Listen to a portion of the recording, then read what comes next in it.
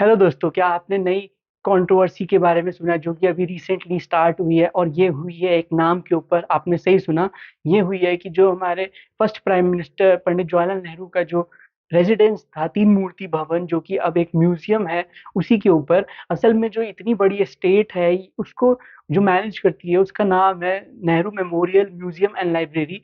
उसी के ऊपर अब उसका नाम हो गया प्राइम मिनिस्टर से, नेहरू की जगह prime minister memorial museum and library. तो उसी के ऊपर ये इतना बड़ा पॉलिटिकल स्लग फेस्ट चल रहा है। इसके बारे में जानने के लिए वीडियो को एंड तक देखिए, लाइक करिए, और पहली बार चैनल पे आया तो सब्सक्राइब जरूर करिए। तो ये जो स्टार्ट हुआ है, ये हुआ कैसे? जब अभी तो कुछ दिन पहले ही इसको नाम बदला गया और इसका प्राइम मिनिस्टर रखा गया, जो कि ये मिनिस्ट्री ऑफ कल्चर द्वारा पूरा इसकी मेंटेनेंस होती है।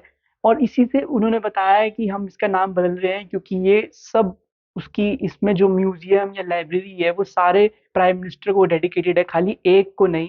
इसीलिए, लेकिन उसके बाद ये तो होना ही था कि जो अपोजिशन पार्टीज है, मेनली कांग्रेस, उन्होंने उठाया कि आप तो नाम बदलने के नाम नहीं बदल रहे, आप खाली पूरी जो हमारी फर्स्ट प्राइम मिनिस्टर है या जो उनकी जो भी उन्होंने इस कंट्री को दिया है उसका आप चेंज कर रहे हो, उसका आप इतिहास ही बदलने को बाहर।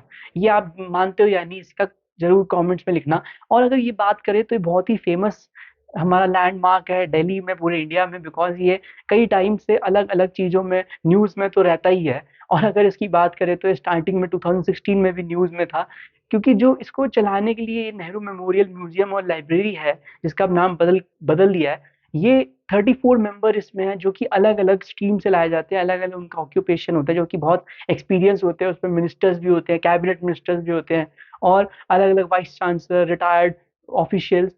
तो जब 2016 में भी इसका ये बदलना चाह रहे थे, तब भी उन्होंने इसको जो प्रताप भानु मेहता है, जो कि वाइस चांसलर रह चुके हैं कई यूनिवर्सिटीज के, उन्होंने भी रेजिग्नेशन दे दिया था अपना। और साथ में ये उस टाइम पे भी बहुत सारे लोगों ने अपना रेजिग्नेशन दिया था कि इसका स्टेटस बदला जा रहा है। इसीलिए 2018 में भी ये न्यूज में था, जब फर्स्ट टाइम बेंजामिन नेतन्याहू की विजिट थी इसराइल के प्राइम मिनिस्टर की यहाँ पे इंडिया में, तो जो इसके सामने मार्ग है, तीन मूर्ति मार्ग, उसका नाम रख दिया था तीन मूर्ति हाइफा चौक, क्योंकि उस टाइम इसको डेडिकेटेड करा था जब हाइफा बैटल हुई थी, तो इंडिया के बहुत सारे सोल्जर्स लड़े थे, इसीलिए। और साथ में अगर और इसकी बात करें तो उसके बाद 2020 में भी था, क्योंकि यहाँ पे एक प्रधानमंत्री संग्रहालय बनने वाला था, जो कि जिसका सैंक्शन भी कर दिया था, 271 करोड़ उसको दिए जाएंगे उसको बनाने। वो अभी तक कंप्लीट नहीं हुआ, वैसे मैं आपको बता दूं। उसमें हर प्राइम मिनिस्टर की एक अलग से गैलरी होगी और उनकी जितनी भी डेडिकेशन है वो सब वहां पे दिखाया जाएगा, मतलब पंडित जवाहरलाल नेहरू से लेके हमारे प्राइम मिनिस्टर नरेंद्र मोदी तक। और इसी के बारे में उस पे भी ये चला था, और अब ये लेटेस्ट है। और अगर इसकी जो हिस्ट्री बात करें वो भी बहुत ही इंटरेस्टिंग है, क्योंकि इसको 10 साल लग गए थे। ये 1920 में स्टार्ट हुआ था, और इसको जो डिजाइन करा था वो रॉबर्ट टॉर रसल ने करा था, जो कि बहुत ही फेमस उस टाइम के आर्किटेक्ट थे, ब्रिटिशर्स थे। जब ट्रांसफर ऑफ कैपिटल हुआ था कोलकाता से दिल्ली के लिए, तब इसको बनाने की कोशिश, क्योंकि जब कमांडर इन चीफ था उसको, और इसका नाम तीन मूर्ति भवन शुरू से नहीं था, क्योंकि इसको फ्लैग स्टाफ हाउस बोलते थे, क्योंकि यहाँ पे commander in chief of force British forces रहते थे।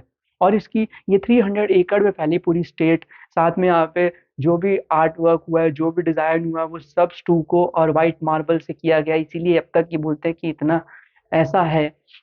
और सबसे बड़ी बड़ी बात तो ये है, जब हमारे इंडिया आजाद हुआ था तब इनको एलोकेट करा गया था ये तीन मूर्ति भवन पंडित जवाहरलाल नेहरू को। और उसके बाद जब तक उनकी डेथ नहीं हुई थी 27 में 1964, तब तक वो यहीं पे रहते थे। और उसके 2 साल के बाद जब हमारे जो प्रेसिडेंट थे उस टाइम के डॉक्टर सर्वपल्ली राधाकृष्णन, उन्होंने बोला था कि इसको तीन मूर्ति भवन स्टैब्लिश कर दिया जाए और उसका नाम रख दिया जाए। उससे पहले सब इसे फ्लैग स्टाफ हाउस ही बोलते थे।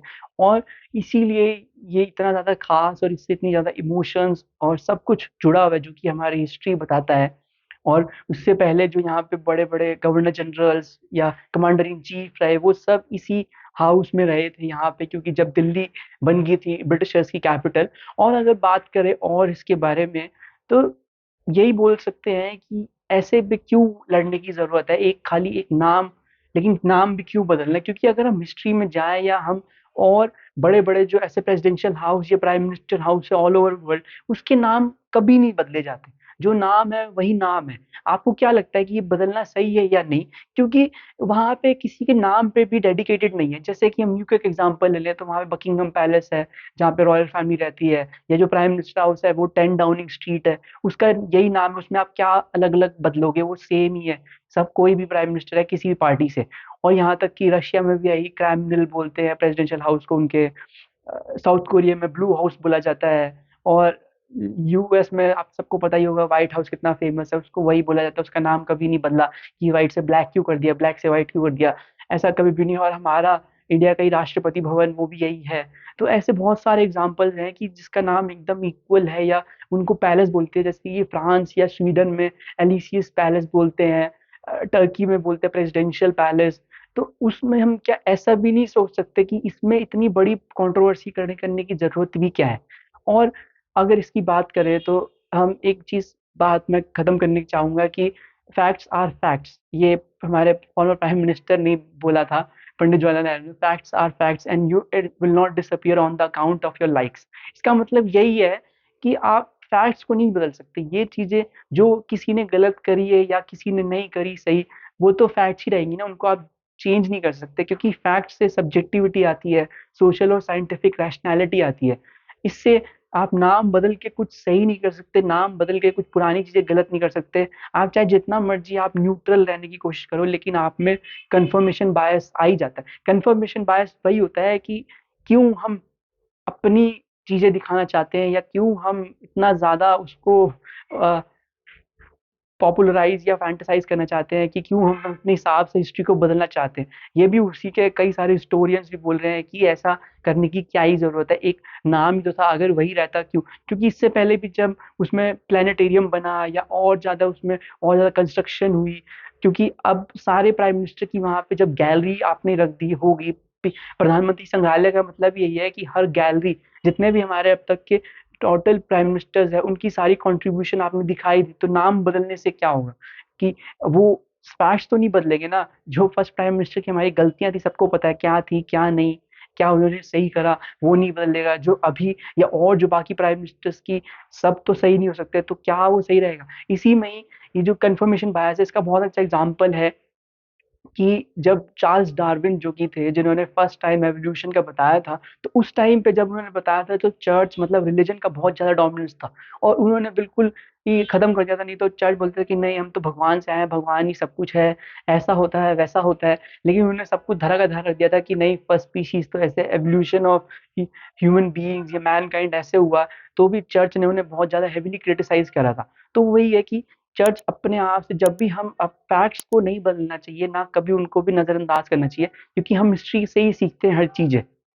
तो आपको कैसी लगी ये वीडियो? ये मेरी पहली वीडियो थी, प्लीज़ आप अपना कमेंट्स में ज़रूर बताइए, और इस फर्स्ट चैनल चैनल पे पहली बार आए हैं तो लाइक, सब्सक्राइब ज़रूर करिए। Thank you.